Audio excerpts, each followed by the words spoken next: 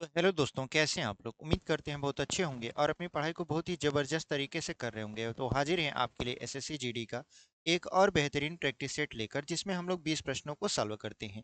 तो चलिए हम लोग बिना देरी की वीडियो को शुरू करते हैं और आपके पहले क्वेश्चन को आपके स्क्रीन पर लगाते हैं। ठीक है, यहाँ पर देखिए हमारा जो पहला क्वेश्चन है वो आपके स्क्रीन पर लग चुका है और क्वेश्चन को हम लोग पढ़ेंगे और बहुत ही बेहतरीन तरीके से सॉल्व करेंगे। ठीक है, यहाँ पर जो हमारा पहला क्वेश्चन है वो लिखा हुआ है कि एक पुलिस अधिकारी एक चोर का पीछा करता है जो उससे 800 मीटर की दूरी पर है।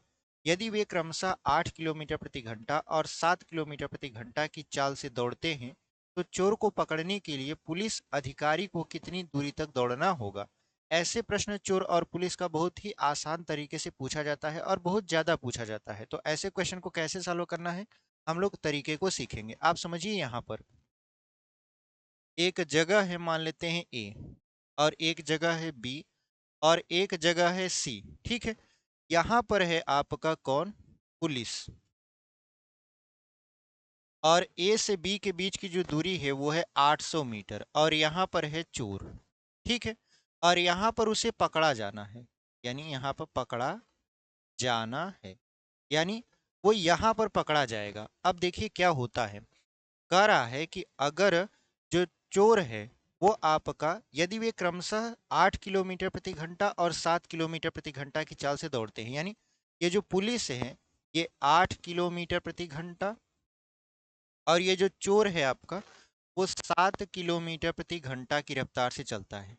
आप समझते हो कि पुलिस को ज़्यादा तेजी से दौड़ना पड़ेगा तभी वो चोर को पकड़ पाएगा, अन्यथा वो चोर को पकड़ नहीं पाएगा। ठीक है, अब समझिए कि यहाँ से यहाँ के बीच की दूरी हमसे पूछ रहा है कि कितना किलोमीटर दूर चलने के बाद, यहाँ पर मीटर है ना तो मीटर कर देते हैं। ठीक है, कितना मीटर चलने के बाद जो पुलिस अधिकारी है वो चोर को पकड़ लेगा। यहाँ पर समझिए कि अब पुलिस को कितना तय करना पड़ेगा दूरी, तो पुलिस को तय करना पड़ेगा ए से लेकर सी तक, क्योंकि पुलिस को 800 प्लस यक्स मीटर तय करना पड़ेगा। चोर को कितना दूरी तय करना पड़ेगा? चोर को तय करना पड़ेगा आपका बी से लेकर सी तक। क्यों? क्योंकि चोर पहले ही 800 मीटर दूर था। ठीक है, तो अब समझिए कि समय बराबर क्या होता है, दूरी बटा के चाल। समय बराबर क्या होता है, क्योंकि जब वो पकड़े जाएंगे तो एक ही समय पर चलेंगे, तो समय बराबर क्या होता है आपका? समय बराबर होता है आपका दूरी बटा के चाल। अब इसी सूत्र का प्रयोग करेंगे। दूरी हमारा कितना है? अब देखिए ये जो चोर है, चोर के लिए हो जाएगा यक्स, लेकिन पुलिस के लिए 800 प्लस यक्स। तो पुलिस के लिए हम लोग 800 प्लस यक्स बटा इसका जो आपका चाल है वो है 8 बराबर।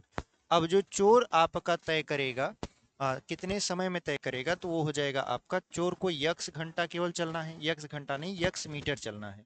और ये जो आपका चाल दिया हुआ है 7 किलोमीटर प्रति घंटा, आप करिए क्या, यहाँ पर देखिए किलोमीटर प्रति घंटा में दिया है, यहाँ पर मीटर पर सेकंड में दिया है, तो आप कहोगे सर इसको चेंज ही कर देते हैं इसमें मीटर पर सेकंड में, तो इसे मीटर पर सेकंड में चेंज नहीं करेंगे तब पर भी हमारा काम हो जाएगा। देखिए कैसे, 7 का गुणा करवा दीजिए, तीजिए, सतवाट हो जाएगा 5600 प्लस 7 यक्स बराबर 8 यक्स। अब इसको हम लोग घटा देंगे तो यक्स बराबर आपका आ जाएगा 5600, और ये मीटर में आएगा, यानी यक्स की जो दूरी है वो है 5600 मीटर। अब हमसे क्या पूछ रहा था? हमसे पूछ रहा था कि पुलिस अधिकारी को कितनी दूर तक दौड़ना होगा। तो पुलिस अधिकारी को देखिए 5600 मीटर इधर दौड़ना पड़ेगा, 800 मीटर इधर दौड़ना पड़ेगा, तो कुल कितना मीटर दौड़ना पड़ेगा? 5600 और 800, 6400 मीटर। ठीक है, पुलिस अधिकारी को कितना दौड़ना पड़ेगा? आपका 6400 मीटर, और वही आपका क्या हो जाएगा, सही उत्तर हो जाएगा। तो यहाँ पर ऑप्शन नंबर बी में दिया हुआ है 6400, और वही आपका क्या है, सही उत्तर है। तो इस तरीके से हमने इस प्रश्न को सॉल्व किया। चलिए हम लोग दूसरे प्रश्न पे पढ़ते हैं। देखिए हमारा जो दूसरा प्रश्न है वो आपके स्क्रीन पर लग चुका है, इसको हम लोग इरेज कर देते हैं।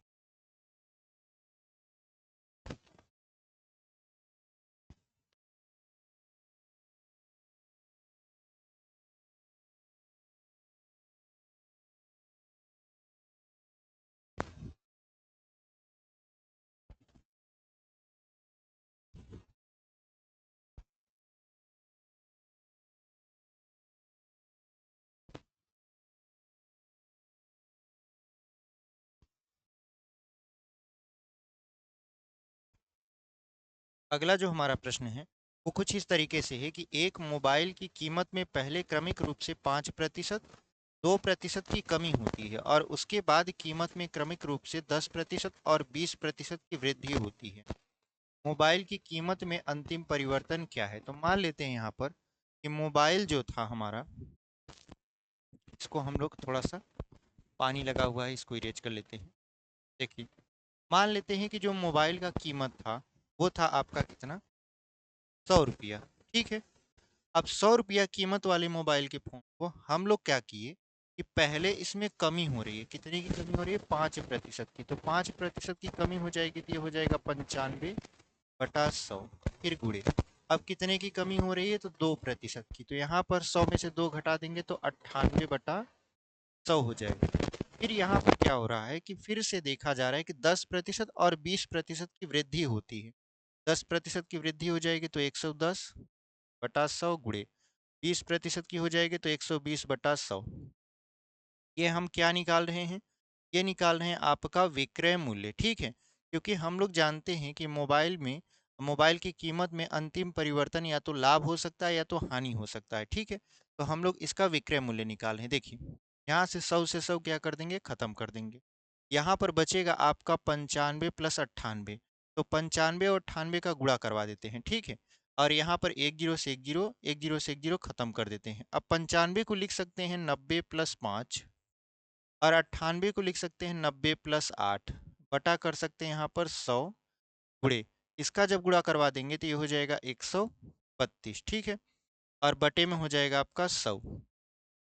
अब यहाँ पर देखिए, इसको जब हम लोग हल करेंगे तो 9 9 हो जाएगा 8100, और यहाँ पर 8 5 13, 13 9 117 और 8 5 40, बटे में हो जाएगा आपका 100, और यहाँ पर हो जाएगा 132/100। अब हमको करना क्या है? यहाँ पर देखिए, इसको जोड़ना है तो 0 0 0 हो जाएगा, 4 7 11, 11 0 1 हो जाएगा।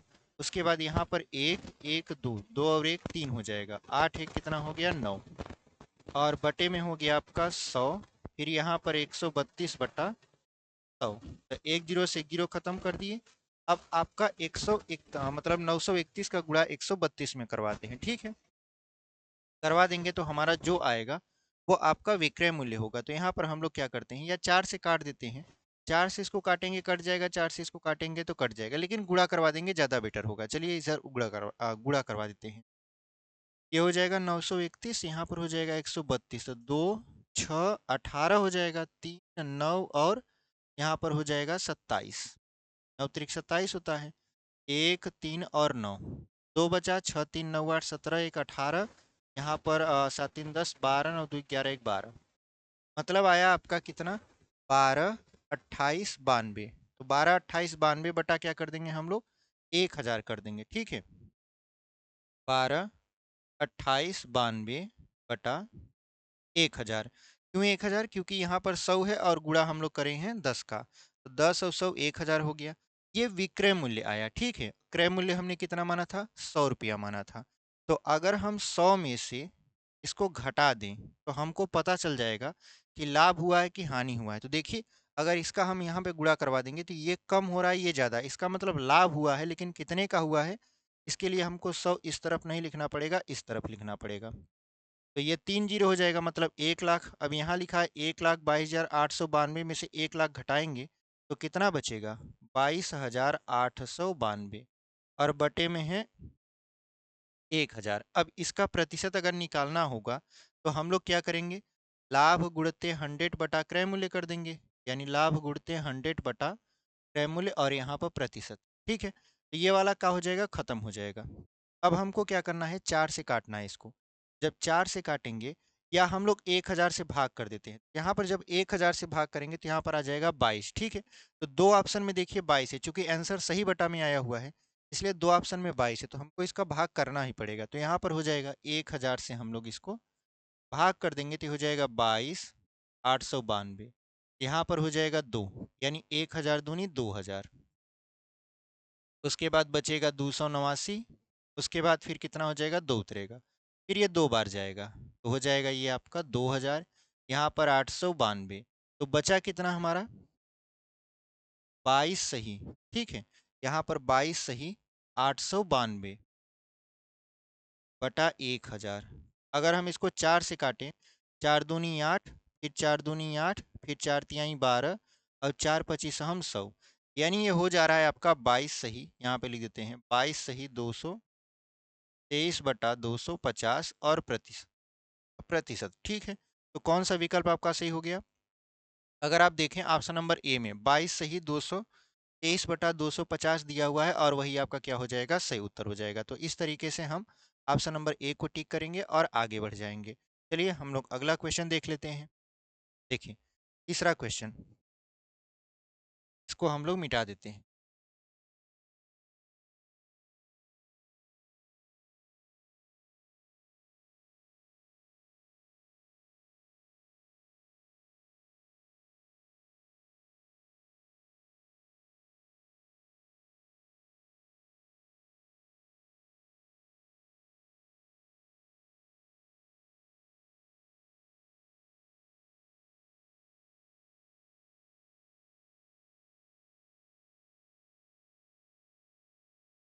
चलिए हम लोग तीसरा क्वेश्चन देख लेते हैं। लिखा हुआ है एक गोले की त्रिज्या में 5% की वृद्धि की जाती है, तो गोले के पृष्ठीय क्षेत्रफल में कितने प्रतिशत की वृद्धि होगी?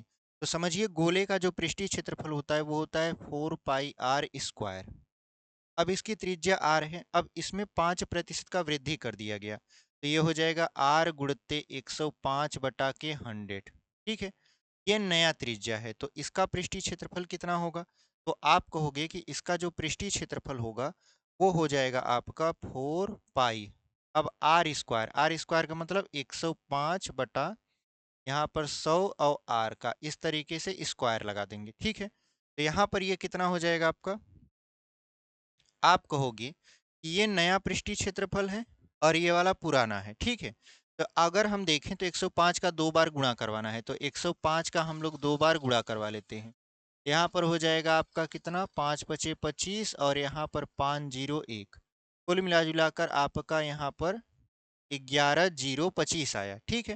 यानी 5 5 10 और यहाँ पर 1 हो जाएगा, यानी ये आ गया 11 0 2 5 बटे में हो जाएगा 10,000 और यहाँ पर 4 पाई r स्क्वायर, ठीक है। और यहाँ पर गुणा लगा देंगे, तो पहले देखिए इतना था, अब इतना हो गया। कितने का मतलब कि कितने का परिवर्तन हुआ? तो परिवर्तन निकालने के लिए हमको पुराने में को, मतलब पुराने वाला जो पृष्ठीय क्षेत्रफल था उसमें से नए वाले में से पुराने वाले को घटाना पड़ेगा। तो अगर हम 4 पाई r स्क्वायर कामन ले लें, क्योंकि इससे उतना ही मतलब है जितना कि काम चल सके, तो हमारा बचेगा यहाँ पर 11, मतलब कि जब हम लोग 11,025 में से 10,000 को घटाएंगे तो बचेगा आपका कितना? 1,025, ठीक है। और बटे में हो जाएगा आपका 10,000। अब इसका अगर प्रतिशत में परिवर्तन निकालें तो ये हो जाएगा आपका, देखिए वृद्धि बटा मूल मान है 4 पाई r स्क्वायर अगुणते 100 और यहाँ पर प्रतिशत। 4 पाई r स्क्वायर से 4 पाई r स्क्वायर खत्म, 2 जीरो से 2 जीरो खत्म, तो बच गया आपका 1,025 बटा 100। भाग अगर करेंगे तो कितना आ जाएगा? 10,25, यानी कितने का परिवर्तन देखने को मिला? 10,25 का। वृद्धि हो रहा है कि कमी हो रहा है? तो आप कहोगे सर वृद्धि हो रहा है, ठीक है, क्योंकि ये प्लस में आया है। तो चलिए इसी के साथ हम लोग बढ़ते हैं अपने अगले क्वेश्चन में। Option number A is the right answer, ठीक है। अगला क्वेश्चन आपके स्क्रीन पर हम लगा देते हैं। देखिए अगला क्वेश्चन भागु जोगु का है, बहुत ही इजी क्वेश्चन है और हम लोग बहुत ही सरल तरीके से इसको सॉल्व करने वाले हैं। और अगर आप चैनल पर नए हैं और चैनल को अभी तक सब्सक्राइब नहीं किए हैं तो सब्सक्राइब कर लीजिए। और वीडियो पसंद आ रहा है तो वीडियो को लाइक कर दीजिए, अपने दोस्तों तक भी इसे शेयर कर दीजिए, ठीक है। क्योंकि जब आप शेयर करते हो तो यूट्यूब अदर लोगों तक भी इस वीडियो को रिकमेंड करता है और लोग देखते हैं, तो हमसे अगर वीडियो हमारी पसंद आती है तो जुड़ते हैं और हमको अच्छा लगता है कि आपको जो हम एफर्ट दे रहे हैं वो कहीं ना कहीं उपयोगी साबित हो रहा है, ठीक है।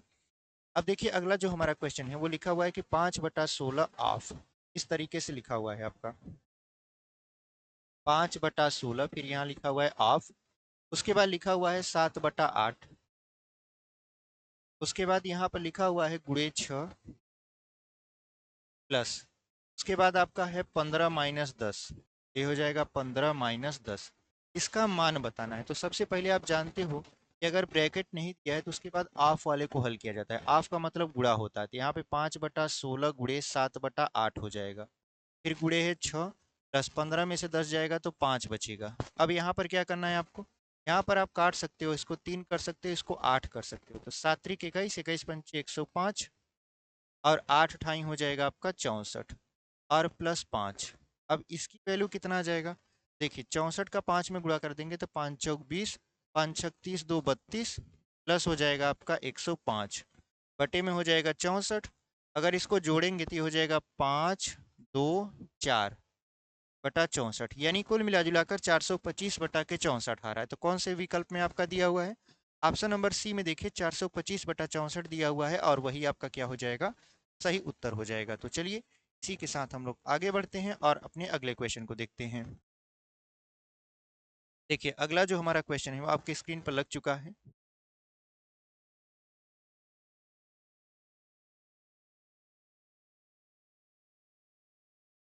देखिए लिखा हुआ है कि वर्तमान जन्म दर प्रति 10,450 है। इसका मतलब ये है कि जो जन्म दर है वो 10,000 लोगों पर कितना है, 450, यानी 10,000 लोग हैं तो 450 लोग उसमें जन्म लेते हैं, ठीक है। जबकि संगत मृत्यु दर प्रति 10,120 है, यानी मृत्यु दर कितना है, मृत्यु दर है 10,000 लोगों पर आपका 120, यानी 10,000 लोगों में से कितने लोगों की मृत्यु हो सकती है, 120 लोगों की, ठीक है। प्रतिशत में जनसंख्या वृद्धि के संदर्भ में शुद्ध संवर्धन संवृद्धि दर ज्ञात कीजिए, मतलब कितना का आपका वृद्धि हो रहा है। तो आप समझिए कि यहाँ पर कितना दिया हुआ है, 10,000, और हमको प्रतिशत में निकालना है, मतलब प्रति 100 पर निकालना है। तो ये बताइए, अगर 100 वाले को देखा जाए तो कितना हो जाएगा, तो आप कहोगे ये जो डबल जीरो है मतलब ये 100 है, इसका इसमें भाग करा देते हैं तो ये हो जाएगा 4.5। और अगर ये डबल जीरो यहाँ से गुणा में उठाकर यहाँ भाग कर दें तो 100 का कितना हो जाएगा, तो आप कहोगे 1.20, ठीक है। अब अगर प्रतिशत परिवर्तन देखा जाए, परिवर्तन, तो जन्मने वाले और मृत्यु दर, यानी जो जन्म ले रहे हैं और जो मृत्यु हो रही है उनमें कितने का अंतर है, वही परिवर्तन होगा। तो जन्म लेने वाले बच रहे हैं 4.5 और मृत्यु वाले हैं 1.2। तो 5 में से 2 जाएगा, 3 बचेगा, 4 में से 1 जाएगा, 3, यानी जो परिवर्तन है वो 3.3% का है। तो ऑप्शन नंबर बी में दिया हुआ है 3.3%, और वही आपका क्या हो जाएगा, सही उत्तर हो जाएगा। तो चलिए इसी के साथ हम लोग आगे बढ़ते हैं। देखिए अगला क्वेश्चन आपके स्क्रीन पर लग चुका है। यहाँ पर भी शायद चोर और पुलिस का क्वेश्चन दिया हुआ है, ठीक है। इसको हम लोग सॉल्व कर लेंगे।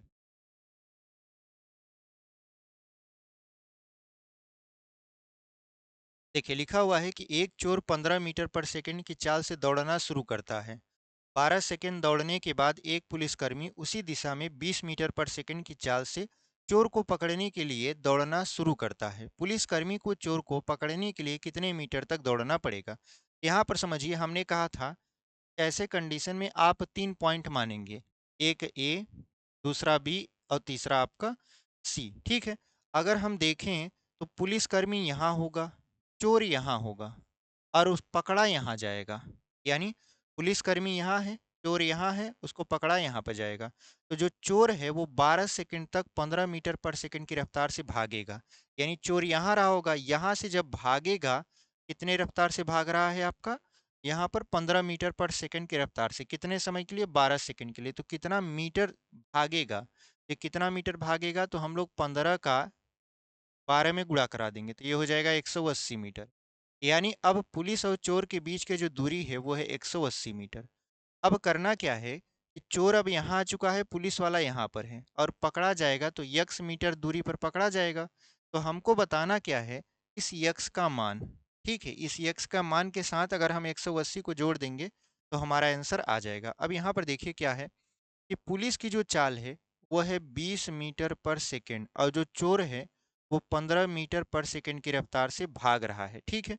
तो जो पुलिस जाएगा उसको दूरी चलना पड़ेगा 180 प्लस यक्स, तो समय कितना लगेगा, तो समय बराबर होता है दूरी बटा चाल। दूरी है 180 और प्लस यक्स, चाल है एकर 20 मीटर पर सेकेंड, फिर ये पुलिस द्वारा है। अगर देखा जाए समय जो कि चोर द्वारा लगेगा, चोर इतनी दूरी तय करेगा क्योंकि 180 मीटर उसने 12 सेकंड में पहले ही तय कर लिया है। यहाँ पर हो जाएगा आपका यक्स बटा 15। अब इन दोनों को बराबर कर देते हैं। ये हो जाएगा 180 प्लस यक्स बटा 20 बराबर यक्स बटा 15। 5 से काट देते हैं, 5 तिहाई 15, 5 चौक 20। फिर ये गुणा कर देते हैं तो ये हो जाएगा 18 तिरिक 54 प्लस 3 यक्स और यहाँ पर हो जाएगा 4 यक्स। अब 3 यक्स को 4 यक्स में से घटा देंगे तो कितना बचेगा आपका? बचेगा यक्स। तो यक्स बराबर कितना हो गया? तो आप कहोगे सर यक्स बराबर हो गया आपका यहाँ पर 540। ठीक है, और ये मीटर में है। तो हमसे क्या पूछ रहा था? हमसे पूछ रहा था कि पुलिसकर्मी को चोर को पकड़ने के लिए कितने मीटर तक दौड़ना पड़ेगा। तो 540 इधर दौड़ना पड़ेगा यानी यक्स का मान, और 180 इधर दौड़ना पड़ेगा। तो 180 प्लस 540 ये हो जाएगा 08412 यानी 720 मीटर। पुलिसकर्मी को 720 आपका 720 मीटर दौड़ना पड़ेगा, तब जाके उसको चोर को पकड़ना पड़ेगा। ठीक है, मतलब चोर तब पकड़ा जाएगा। तो कौन सा विकल्प हुआ आपका? ऑप्शन नंबर बी में दिया हुआ है 720 मीटर, और वही आपका क्या है? सही उत्तर है। तो चलिए हम लोग आगे बढ़ते हैं। देखिए अगला क्वेश्चन आपका यहाँ पे स्क्रीन पर लग चुका है, इसको हम लोग मिटा देते हैं।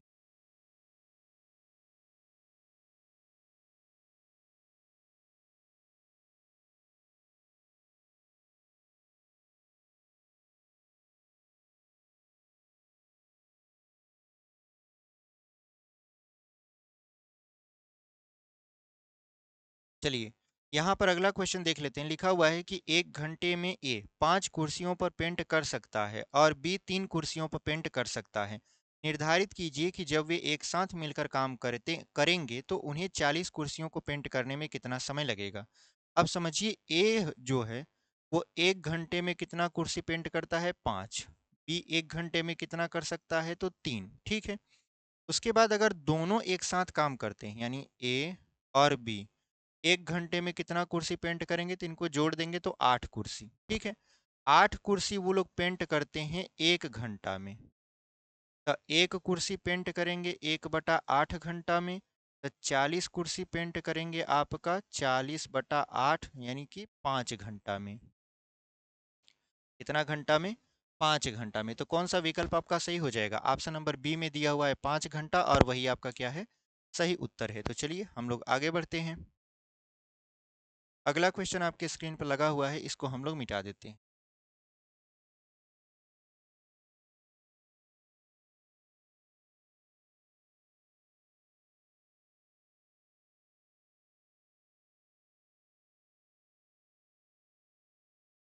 देखिए अगला जो हमारा क्वेश्चन है वो लिखा हुआ है कि सोनी ने एक मोबाइल फोन राजू को 10% के लाभ पर बेचा। राजू ने इसे आलोक को 5% की हानि पर बेच दिया, और आलोक ने इसे सोहन को 20% के लाभ पर बेच दिया। यदि सोहन ने इसे 6,270 रुपये में खरीदा तो सोनी के लिए मोबाइल का क्रय मूल्य कितना है? तो ऐसे क्वेश्चन में क्या किया जाता है, यहाँ पर जो सोहन दिया हुआ है पैसा उसको लिखा जाता है जो कि है 6,270, और डील कितने लोगों के बीच हुई है? 3 लोगों के बीच हुई है। हालांकि हैं तो 4, एक सोनी है, राजू है, आलोक है और सोहन है। लेकिन सोनी का क्रय मूल्य कितना होगा, इसको निकालने के लिए हम लोग यहाँ पर मानेंगे कि जो डील है वो कितने लोगों के बीच हो रही है? 3 लोगों के बीच। क्यों? क्योंकि जो पैसा ट्रांसफर हो रहा है वो 3 लोगों के बीच हो रहा है। सोनी ले रही है, राजू को दे रही है, और राजू आलोक को, आलोक किसको दे रहा है? सोहन को। ठीक है, तो यहाँ पर हम लोग क्या करेंगे, एक 100 × 100 × 100 कर देंगे। हालांकि जरूरत पड़ेगा तो हम लोग लगा देंगे, फिलहाल इसी पर सॉल्व करते हैं। यहाँ पर कह रहा है कि सोनी ने एक मोबाइल राजू को 10% के लाभ पर बेचा, तो 100 में 10 जोड़ देंगे तो 110 हो जाएगा। फिर गुड़े, उसके बाद राजू क्या करता है, आलोक को 5% की हानि पर बेचता है, तो 100 में से 5 घटा देंगे तो 95 हो जाएगा। उसके बाद क्या करता है, आलोक सोहन को 20% के लाभ पर बेच देता है, तो ये हो जाएगा 120। अब देखिए यहाँ पे इसको काटेंगे, यहाँ पर हो जाएगा 1 0 से 1 0, 11 × 5 = 55, कितना बचेगा यहाँ पर? 7, 11 × 7 = 77, 19 × 3 = 57, और 19 × 5 = 95, और यहाँ पर हो जाएगा 3 × 4 = 12, मतलब ये हो जाएगा 40। 40 पंचे हो जाएगा आपका 200। ऊपर बचा हुआ है देखिए, नीचे हो गया 200, 1 0 से 1 0, 1 0 से 1 0 खत्म हो गया। 2 से काटेंगे तो 2 पंचे 10, कुल मिला जुला कर आएगा आपका 5,000 रुपया। कितना रुपया आया? 5,000। यानी जो सोनी है उसको मोबाइल खरीदने के लिए कितना रुपया देना पड़ेगा? 5,000 रुपया देना पड़ेगा। 5,000 में मोबाइल खरीदेगी, फिर बेचेगी राजू को, फिर राजू बेचेगा आलोक को, आलोक बेचेगा सोहन। ठीक है, तो चलिए इसी के साथ हम लोग आगे बढ़ते हैं। कौन सा विकल्प आपका सही है? ऑप्शन नंबर बी में आप देख रहे हो कि 5,000 लिखा हुआ है और वही आपका क्या है, सही उत्तर है। चलिए आगे बढ़ते हैं। देखिए 9वां क्वेश्चन।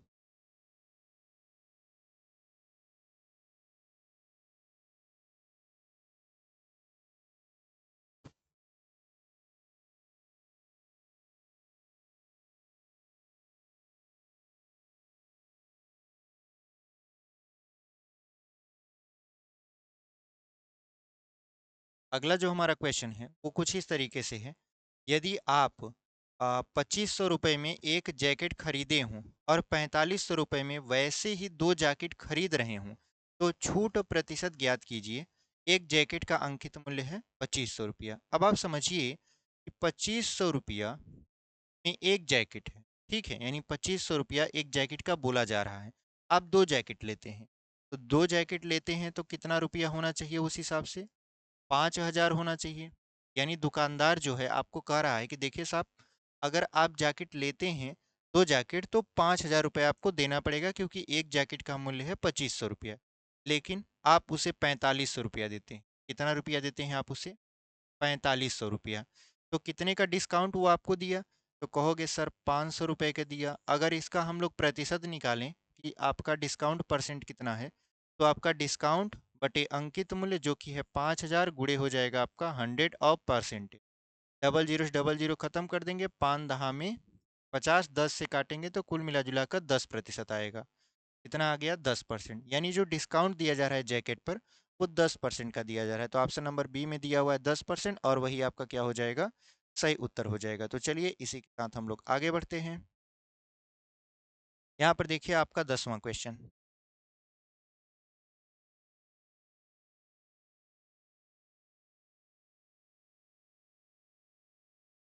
10वां जो क्वेश्चन है वो लिखा हुआ है कि 12, 25 और 18 की विभाज्य 3 अंकीय सबसे बड़ी संख्या और 4 अंकीय सबसे छोटी संख्या के बीच पूर्ण अंतर ज्ञात कीजिए। का किसका हमको निकालना है? 12, 25 और 18। ठीक है, 18 से विभाज्य 3 अंकीय सबसे बड़ी संख्या और 4 अंकीय सबसे छोटी संख्या के बीच का अंतर क्या होगा? तो सबसे पहले इसका लसा निकालना पड़ेगा। ठीक है, तो 2 से काटेंगे तो हो जाएगा 6, यहाँ पर हो जाएगा 25, यहाँ पर आपका 9, फिर 2 से काटेंगे तो हो जाएगा 3, फिर 25, यहाँ पर 9, 3 से काटेंगे 3 एक कम 3, 25, 3 एक का 9, फिर 3 से काटेंगे तो 1, और यहाँ पर 25, यहाँ पर 1, फिर 5 से काटेंगे तो 5, और यहाँ पर फिर 5 से काटेंगे तो खत्म हो जाएगा। ठीक है, यहाँ पर हमको करना क्या है? हमको इसका गुणा करवा लेना है। तो देखिए 5 पचे 25, 25 दूना 50, 50 दूना 100, और 3 त्रिक का 9, 100 में 9 का गुणा करा देंगे तो 900 हो जाएगा। देखिए इन तीनों से विभाजित 3 अंकीय सबसे बड़ी संख्या 900 हो गई। 4 अंक की सबसे बड़ी संख्या कितना हो जाएगा? तो इसी का दोगुना कर देंगे तो हो जाएगा आपका 1800। 1800 में देखिए 4 अंक है। जब 1800 में 4 अंक है, तो 4 अंक की सबसे आपका छोटी संख्या 1800, 3 अंक की सबसे बड़ी संख्या 900, जो कि 12, 25 और 18 से कट जाएगी। तो इनके बीच का अंतर कितना आएगा? आप कहोगे सर 900 आएगा। क्यों? क्योंकि 1800 में से 900 घटाएंगे तो 900 आएगा। तो कौन सा विकल्प आपका सही हो गया? ऑप्शन नंबर सी में दिया हुआ है 900, और वही आपका क्या है? सही उत्तर है। चलिए हम लोग आगे बढ़ते हैं। अगला क्वेश्चन आपके स्क्रीन पर लग चुका है, इसको हम लोग मिटा देते हैं।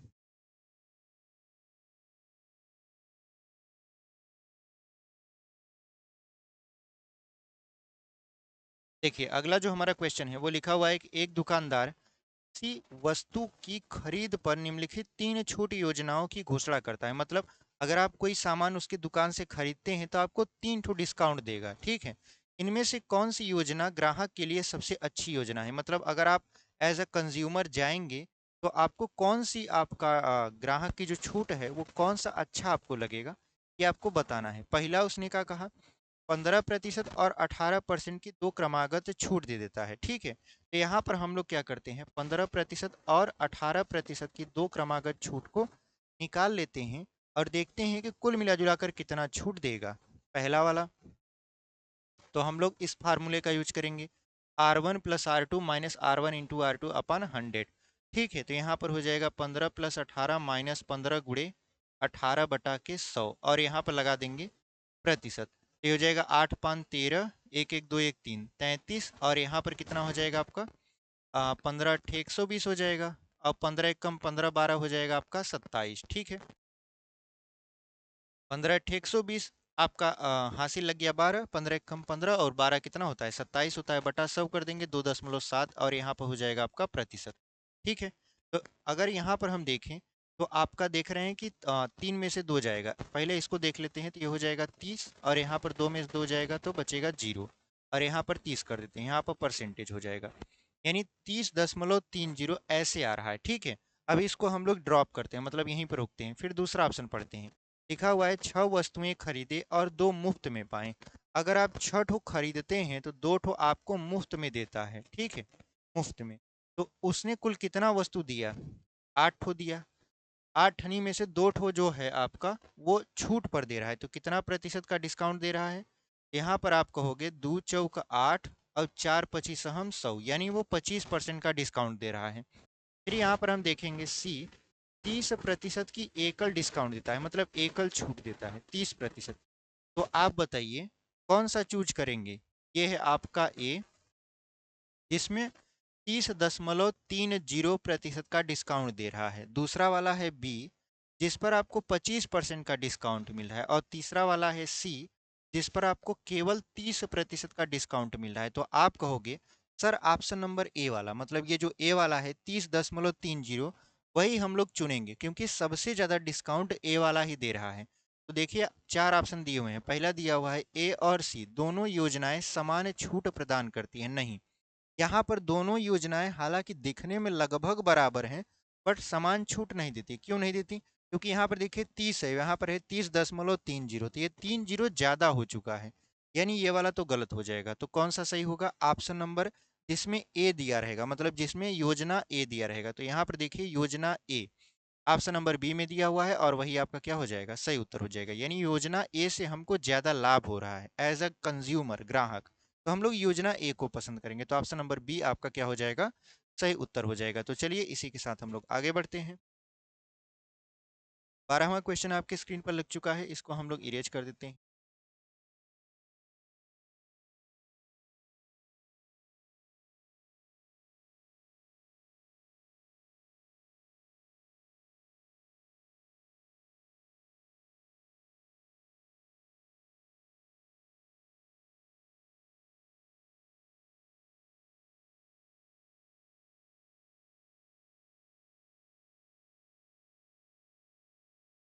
चलिए, अगला जो हमारा क्वेश्चन है वो लिखा हुआ है कि यदि 24 सेंटीमीटर ऊंचाई वाले एक लंबवृत्तीय शंकु का आयतन 392 पाई सेंटीमीटर क्यूब है, तो शंकु का वक्र पृष्ठ कितना होगा, यानी उसका वक्र पृष्ठीय क्षेत्रफल क्या होगा। तो यहाँ पर देखिए शंकु इस तरीके से दिखता है, कोण होता है। इसमें दिया हुआ है कि इसकी जो हाइट है वो कितना हुआ है, 24 सेंटीमीटर, यानी एच का मान दिया हुआ है 24 सेंटीमीटर। और यहाँ पर आर का मान कितना है हमें नहीं पता, क्योंकि कह रहा है कि 24 सेंटीमीटर ऊंचाई वाले एक लंबवृत्तीय शंकु का आयतन 392 पाई है। तो आर का मान हमें नहीं पता, तो हम जानते हैं शंकु का आयतन होता है 1/3 पाई आर स्क्वायर एच। ये दिया हुआ है 392 पाई, पाई से पाई खत्म कर देते हैं, यहाँ पर रखेंगे हम लोग 3, 1/3 आर स्क्वायर एच का मान रखेंगे 24 बराबर हो जाएगा 392 के। तो 3 × 8 = 24 हो जाएगा, 8 से काटेंगे तो हो जाएगा 8 चौक 32, और आपका कितना बच गया, 7 बच गया। तो 8 9 72, यानी ये आ गया आपका 49। 49 का वर्गमूल, चूंकि आर स्क्वायर उस तरफ जाएगा तो वर्गमूल हो जाएगा, तो 49 का वर्गमूल हो जाएगा 7, यानी उसकी त्रिज्या 7 है। ठीक है, तो त्रिज्या 7 है, तो उसका वक्र पृष्ठीय क्षेत्रफल क्या है, तो शंकु का वक्र पृष्ठ होता है देखिए पाई आर यल। शंकु का वक्र पृष्ठ कितना होता है, पाई आर यल होता है। अब इस यल की वैल्यू कितना आएगा, तो हमने आपको ट्रिक बताया था पिछले वाले वीडियो में कि अगर त्रिज्या 7 है, ऊंचाई 24 है, तो ये जो तिर्यक ऊंचाई होती है वो 25 होती है। यहाँ पर पाई का मान पाई ही रखेंगे, आर का मान 7 रखेंगे, यल का मान 25, 25 सत्ते हो जाएगा 175 पाई सेंटीमीटर स्क्वायर। तो कौन सा विकल्प आपका सही हो जाएगा, ऑप्शन नंबर डी में दिया हुआ है 175 पाई सेंटीमीटर क्यूब, और वही आपका क्या हो जाएगा, सही उत्तर। यहाँ पर सेंटीमीटर क्यूब नहीं होना चाहिए, क्यों, क्योंकि वक्र पृष्ठीय क्षेत्रफल पूछ रहा है। क्षेत्रफल का फार्मूला क्यूब में नहीं आता है, स्क्वायर में आता है, तो इसको हम लोग करेक्ट कर लेंगे, यहाँ पर स्क्वायर रहना चाहिए। तो ऑप्शन नंबर डी आपका क्या हो जाएगा, सही उत्तर हो जाएगा। चलिए हम लोग आगे बढ़ते हैं, 13वां क्वेश्चन देखते हैं, ठीक है, इसको मिटा देते हैं।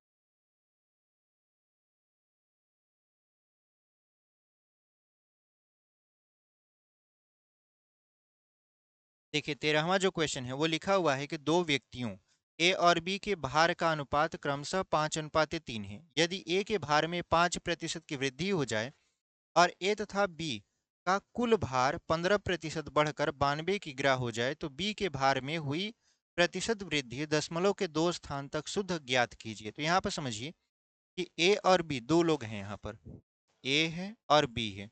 अनुपात क्या है इनके बीच, अनुपात है 5:3। तो पहला का मान लेंगे भार 5x, दूसरा का 3x kg, ठीक है।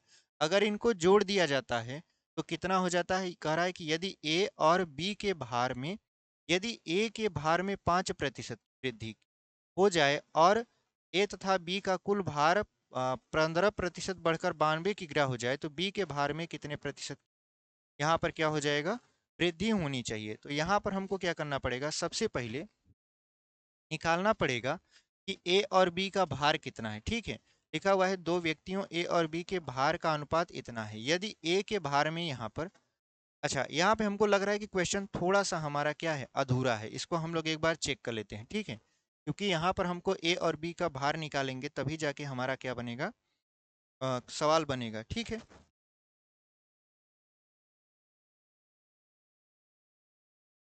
सही है,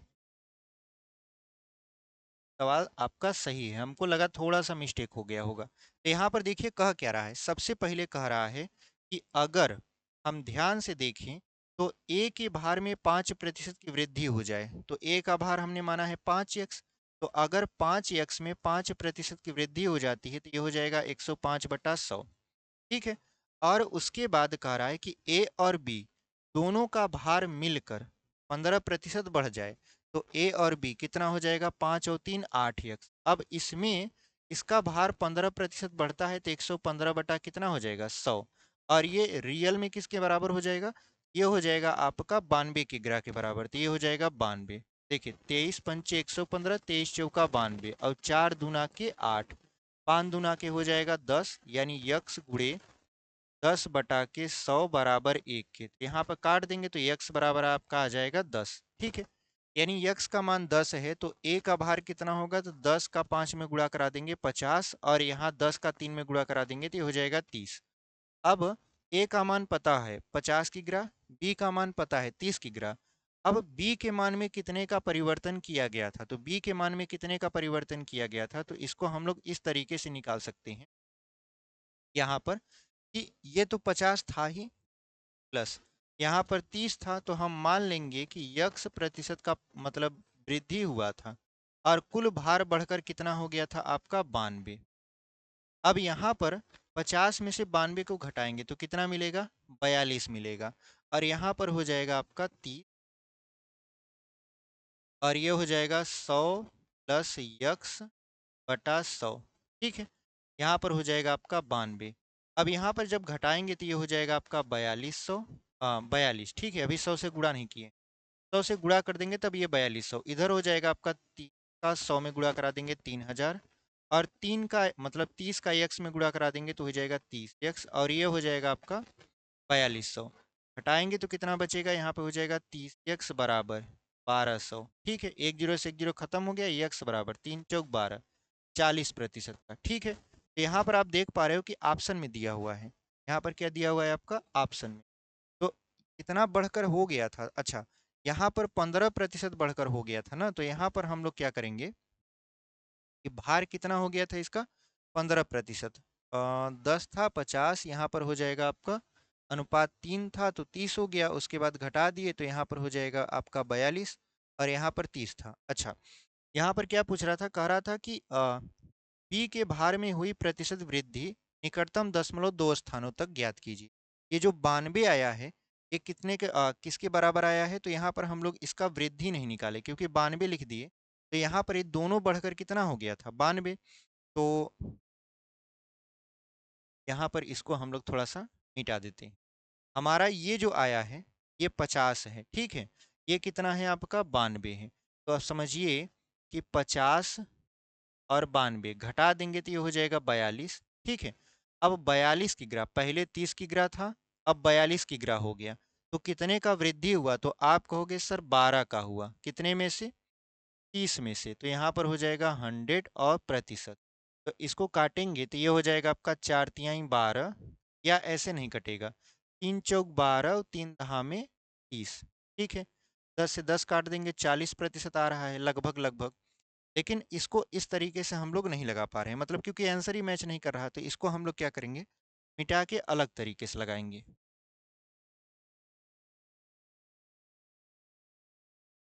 यहाँ पर इसको हम लोग थोड़ा सा अलग तरीके से लगाने की कोशिश करते हैं।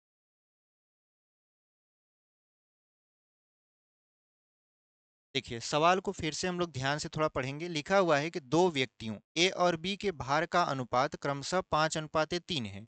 यदि ए के भार में 5% की वृद्धि हो जाए और ए तथा बी का कुल भार 15% बढ़कर 92 किग्रा हो जाए, तो बी के भार में हुई प्रतिशत वृद्धि दशमलव के 2 स्थान तक ज्ञात कीजिए। तो यहाँ पर ए है, यहाँ पर बी है। तो ए का भार अगर हम देखें तो अनुपात है 5:3, तो ये हो जाएगा 5x और ये हो जाएगा 3x। अगर इन दोनों के भार को मिला दें, यानी ए प्लस बी को मिला दें, ये हो जाएगा 8x। अब शुरू में तो ये 8x था, लेकिन कराए अगर इसको 15% बढ़ा दिया जाए, तो 15% बढ़ा देंगे तो ये हो जाएगा 115/100 बराबर हो जाएगा 92 के। तो देखिए 23 से काटेंगे, 23 पंचे 115 होता है और 23 चौका 92 होता है। अब यहाँ पर 4 से काटेंगे, 4 एकम 4, 4 दूनी 8 और 5 दूनी हो जाएगा 10, यानी 10 यक्स बटा 100 बराबर 1 के। एक जीरो से एक जीरो खत्म, तो यक्स बराबर आपका आ जाएगा 10। अब अगर हम यहाँ गुणा करा दें तो यहाँ हो जाएगा ए का जो भार है 5 यक्स है, तो 5 × 10 मतलब कितना हो गया, ये 50, और बी का हो जाएगा ऐसे ×10, ये हो जाएगा 30 किग्रा, यहाँ पर केजी। अब यहीं से सवाल थोड़ा सा हमको पढ़ना मुश्किल लगेगा। मुश्किल का मतलब यह है कि यहीं से थोड़ा गड़बड़ाएगा और आंसर नहीं आ रहा था, तो हम लोग फिर से इसको क्या करेंगे, देखिए पढ़ते हैं। अब क्या कह रहा है, कह रहा है कि बी के भार में हुई प्रतिशत वृद्धि, बी के भार में कितने प्रतिशत की वृद्धि होती है, तो इसको निकालने के लिए हम लोग क्या करते हैं यहाँ पर। अब देखिए ए का जो मान था वो था 50, ठीक है। उसके बाद जो बी का मान था वो कितना था, वो था, हम मान लेंगे कि 100 प्लस यक्स की वृद्धि हो रही है, ठीक है। अब 100 प्लस यक्स की वृद्धि मतलब कि यक्स प्रतिशत की वृद्धि हुई, तो 100 + x/100 लिख दिए। अब ये कितने के बराबर होगा, कह रहा है कि ए और बी दोनों का मान 15% बढ़ जाता है, और 15% बढ़कर कितना हो गया, तो ए और बी कितना हो जाएगा 80, यानी 50 और 30 80 हो गया, और इसका मान 115 बढ़ जाता है, बटा कर देंगे 100। तो यहाँ पर हमको क्या करना पड़ेगा, एक जीरो से एक जीरो काटेंगे, 5 8 हो जाएगा 40, और आपका 8 एकम 8, 8 4 हो जाएगा 12, और 8 एकम 8 1 9, यानी ये 92 ही आ रहा है, ठीक है। तो एक तरीके से हम ऐसे भी लगा सकते हैं, लिख देते हैं, मान लेते हैं, अच्छा इसमें 5% की वृद्धि हो रही है, तो 5 + x + 5 × x/100 और बराबर यहाँ प्रतिशत के बराबर 15% के, ठीक है। यहाँ पे प्रतिशत से प्रतिशत खत्म हो जाएगा, तो ये घटेगा, तो ये हो जाएगा आपका कितना, 5 दूनी 10, यानी ये हो जाएगा 20 एकम 20, ये हो जाएगा 21 x/20 बराबर 15 में से 5 जाएगा, बचेगा 10, ठीक है। इसको करेंगे तो ये हो जाएगा आपका 21 x बराबर 200, और यक्स बराबर हो जाएगा आपका कितना, 200 बटा के यहाँ पर हो जाएगा आपका कितना, 21, तो 21 9 हो जाएगा 189। ऐसे भी ये आपका क्वेश्चन नहीं आ रहा है, ठीक है। इसको हम लोग क्या करते हैं, देख लेते हैं एक बार।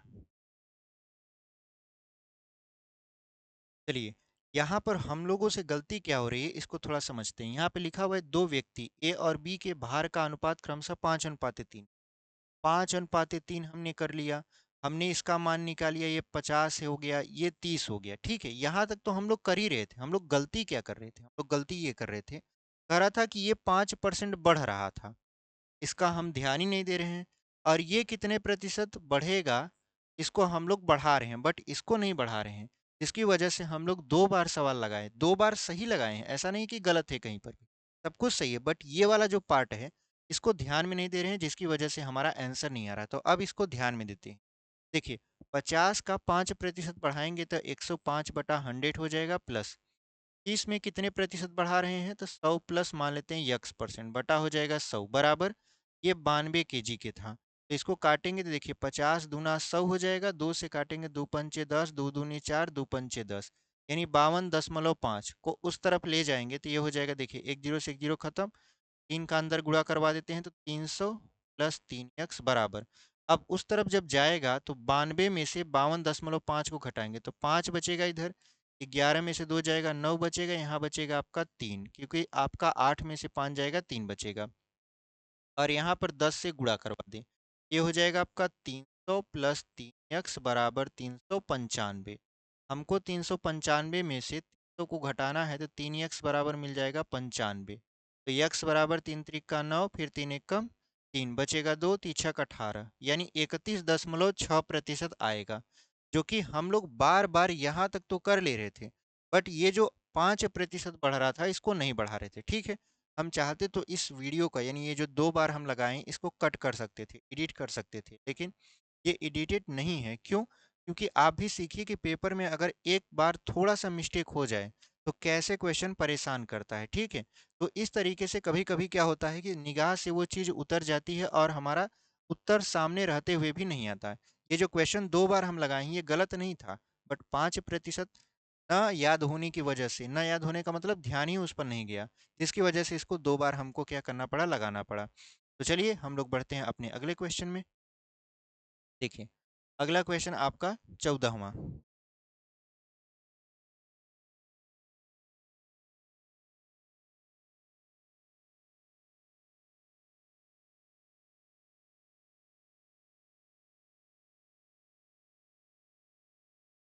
इस क्वेश्चन को देख लेते हैं। देखिए लिखा हुआ है क्रमशः 50 और 80 के औसत अंक वाले छात्रों की दो कक्षाओं ए और बी को मिलाने पर प्राप्त औसत अंक 60 है। कक्षा ए और बी के छात्रों का क्रमशः अनुपात क्या है?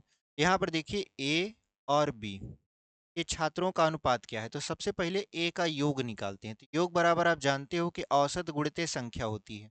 औसत पहले ही दिया हुआ है 50, संख्या हम मान लेते हैं यम, तो 50 यम हो जाएगा। उसके बाद बी का औसत कितना दिया हुआ है 80, तो इसका योग कितना हो जाएगा, इसका योग हो जाएगा मान लेते हैं 80 और इसकी संख्या यन मानते हैं।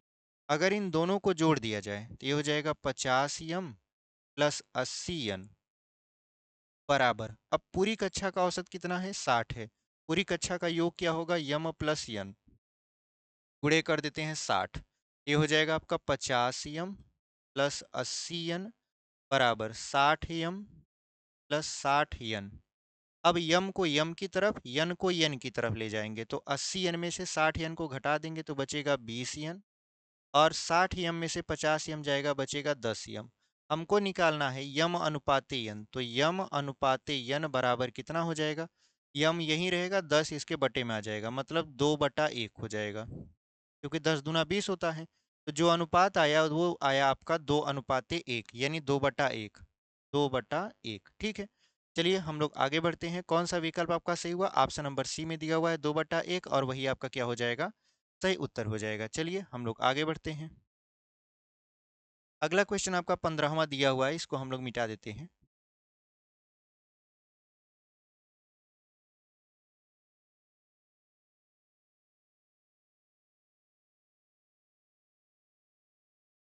देखिए यहाँ पर जो क्वेश्चन दिया हुआ है, लिखा हुआ है कि एक धनराशि वार्षिक रूप से चक्रवृद्धित होकर 3 वर्षों में 20% प्रति वर्ष की दर से 14,112 रुपया हो जाती है, धनराशि ज्ञात कीजिए।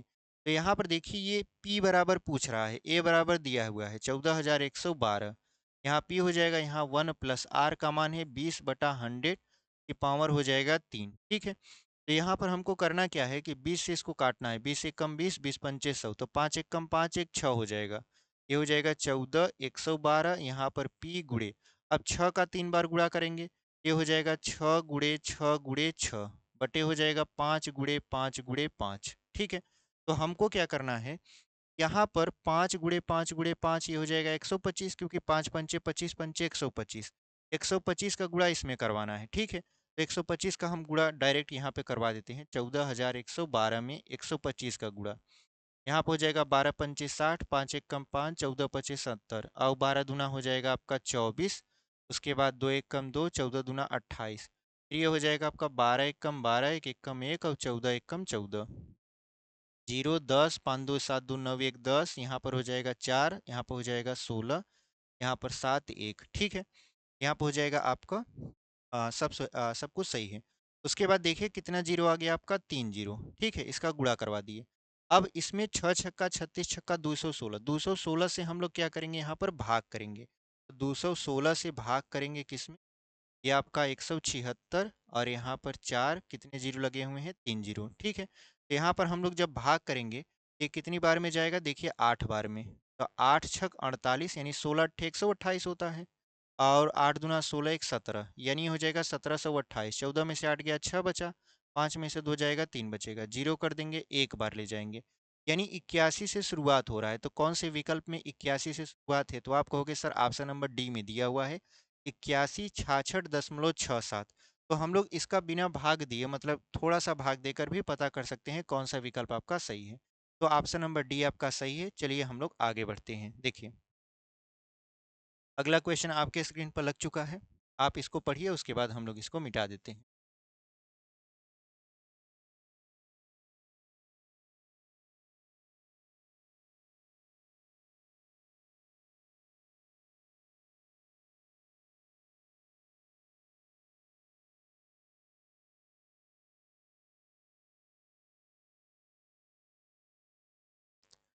अच्छा, यहाँ पर जो अगला क्वेश्चन है वो लिखा हुआ है कि यक्स बटा वाई और वाई बटा जेड के वर्गों का मध्यानुपाती ज्ञात करें।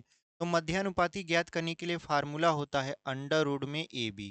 ठीक है, अंडर रूट में क्या होता है आपका, ए बी। ये पूरी तरीके से मिटा नहीं है, इसको हम लोग मिटा देते हैं, मतलब सूखा नहीं है पूरी तरीके से।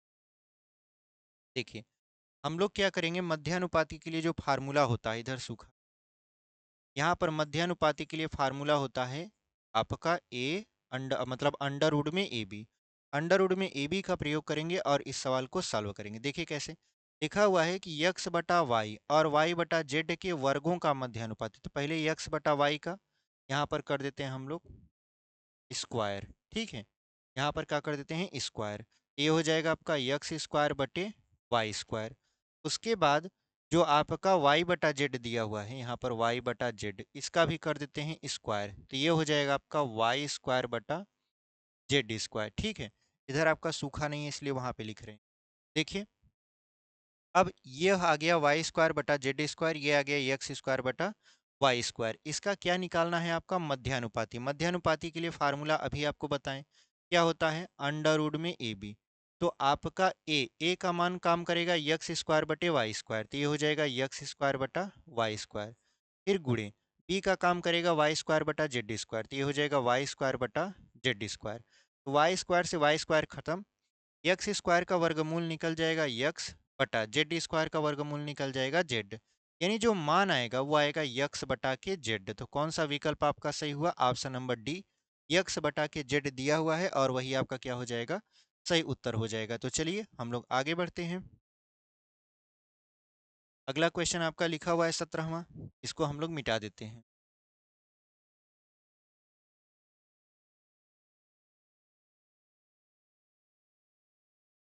देखिए अगला जो हमारा क्वेश्चन है वो लिखा हुआ है कि 3 सीटी की कीमत 3300 रुपये है, तो 10 सीटी की कीमत बताइए। तो देखिए 3 सीटी की कीमत है आपका 3300 रुपया, तो 1 सीटी की कीमत हो जाएगा 1100 रुपया। 10 सीटी कितना हमसे पूछ रहा था, 10 सीटी, 10 सीटी का कीमत कितना हो जाएगा, 11,000 रुपया। और वही आपका क्या हो जाएगा, सही उत्तर हो जाएगा। ऑप्शन नंबर सी में दिया हुआ है 11,000 और वही आपका क्या है, सही उत्तर। चलिए हम लोग आगे बढ़ते हैं, 18वां क्वेश्चन देख लेते हैं।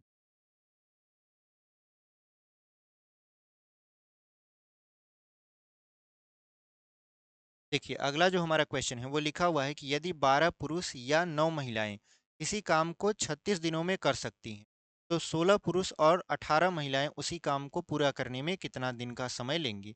देखिए 12 पुरुष, यानी 12 पुरुष जो हैं वो आपका कितनी महिलाओं के बराबर काम कर सकते हैं, 9 महिलाओं के बराबर। ठीक है, यानी 12 पुरुष या 9 महिला, यानी 12 पुरुष को आप काउंट करिए या 9 महिला को, एक काम को करते हैं 36 दिन में। तो अगर हम इसका 2 में गुणा करा दें और इधर भी 2 का गुणा करा दें, अभी हम बताएंगे क्यों गुणा करवा रहे हैं, ठीक है। तो 12 दूना हो जाएगा 24 पुरुष और यहाँ पर हो जाएगा 18 महिला। अब आप कहोगे सर ऊपर दिया हुआ है 12 पुरुष या 9 महिलाएं किसी काम को 36 दिनों में कर सकती हैं, तो हम कहेंगे आप देखिए ये वाला फार्मूला यूज करिए, M1 D1 बराबर M2 D2। यहाँ लेंगे हम लोग पुरुष, ठीक है। तो पुरुष हमारे पास कितने हैं, 12 पुरुष। 12 पुरुष काम कर सकते हैं कितने दिनों में, 36 दिनों में। इधर आपका महिला और पुरुष दोनों पूछा है, तो यहाँ पर हमने पहले ही निकाला है कि 18 महिला कितने पुरुष के बराबर काम करेगी, तो 24 पुरुष के बराबर। और नीचवा दिया हुआ है कि आपका 16 पुरुष प्लस 18 महिला, यानी 16 पुरुष प्लस 18 महिला मिलकर उसी काम को कितने दिन में करेगी, तो 18 महिला की जगह पर हम लोग 24 पुरुष लिख देंगे। तो 24 और 16 कितना हो जाएगा आपका, 40 पुरुष, ठीक है। कि 6 4 10, 2 1 3 और 1 4 हो जाएगा। यानी 40 पुरुष कितने दिनों में करेंगे, तो D2 बराबर पूछ रहा है, तो यहाँ पर हो जाएगा आपका देखिए 4 दहा में 40 और 4 नवाई 36, 12 नवैया कितना हो जाएगा आपका 108 और बटा हो जाएगा आपका 10 और ये हो जाएगा D2। तो कितना आपका आंसर आएगा, ये आपका बटे में दिया हुआ है, मतलब कि सही बटा में दिया हुआ है, तो 10 दहा में 100 हो जाएगा, यानी 10 सही 4/5, ठीक है। कितना आ जाएगा, 10 सही 4/5। ऑप्शन नंबर आपका सी में दिया हुआ है और वही आपका क्या हो जाएगा, सही उत्तर हो जाएगा। आगे बढ़ते हैं हम लोग, आपका 19वां क्वेश्चन, इसको हम लोग इरेज कर देते हैं।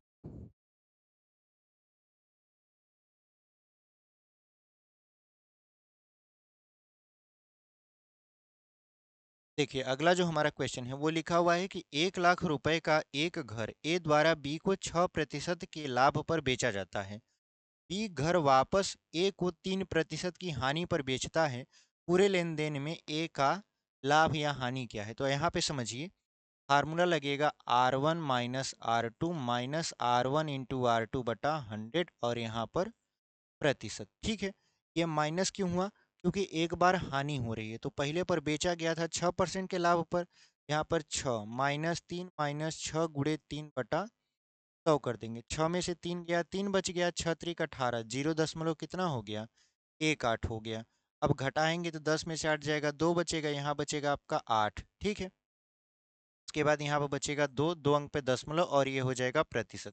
चूंकि ये मान प्लस में है तो उसको लाभ हुआ है, यानी ए को क्या हुआ है, लाभ, लेकिन कितने रुपए का, तो 1 लाख पर यहाँ पर 5 जीरो लगाकर और 2.82 कर देंगे तो लाभ की राशि निकल कर आ जाएगी। 2 जीरो खत्म, ये 2 जीरो से 2 अंक पर दशमलव खत्म, तो हो जाएगा आपका 2820 रुपया, क्योंकि एक जीरो बचा रहेगा। तो कितना हो गया आपका 2820 रुपया। तो ऑप्शन नंबर डी में लिखा हुआ है 2820 रुपया लाभ, और वही आपका क्या हो जाएगा, सही उत्तर हो जाएगा। तो चलिए हम लोग आगे बढ़ते हैं। देखिए अगला जो हमारा क्वेश्चन है वो आपके स्क्रीन पर दिख रहा है, इसको हम लोग जल्दी से मिटा देते हैं।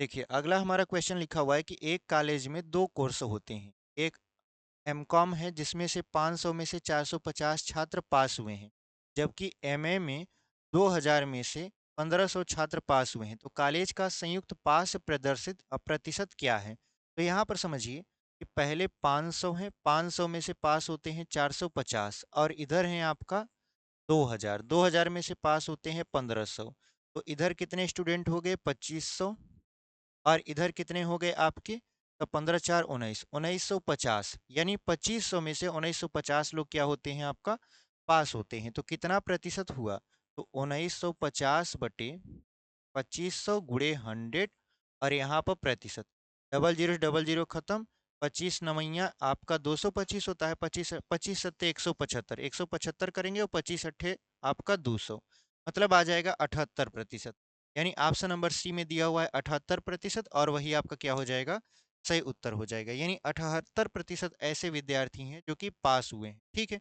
तो इसी के साथ हमारा जो 20 क्वेश्चन था वो समाप्त हुआ। अगर आपको वीडियो पसंद आई है, आप यहाँ तक बने हुए हैं वीडियो में और चैनल को सब्सक्राइब नहीं किए हैं, तो चैनल को सब्सक्राइब कर लीजिए। वीडियो पसंद आएगी तो लाइक कर दीजिएगा, अपने दोस्तों तक भी इसे शेयर कर दीजिएगा। तो मिलते हैं आपसे एक अगले वीडियो में, तब तक के लिए धन्यवाद। और ऐसे ही पढ़ाई करते रहिए।